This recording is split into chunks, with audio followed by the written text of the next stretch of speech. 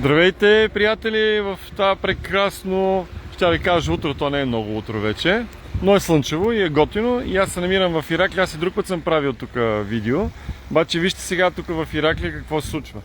Този път, полека-лека, който правят, ще стигне чак до Созополи някога. Но така не, че тук го правят, поне в Ираклия става готино.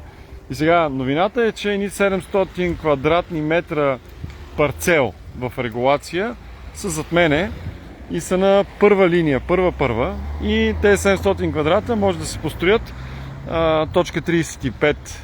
Нали знаете, аз съм го обяснявал преди. Точка 35 приземен, плюс точка 35 първи етаж, плюс 50% софита. Тоест може да се построи няколко къщички на тия 700 квадрата, които са тук зад мене на първа линия. Така, по отношение на строежа знаеме, по отношение на документите знаеме, че ние седим плътно зад вас във всяко едно отношение.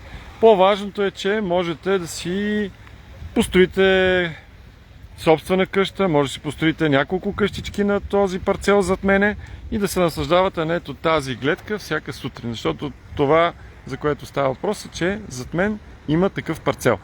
Така. Тепърво тук ще стават тези красоти в Ираклия. Браво, много хубаво. Това го започнаха преди няколко години, вече е факт. Аз продължавам с разходките си, а на вас хубаво, прекрасно, слънчево време ви желая и чакайте да ви...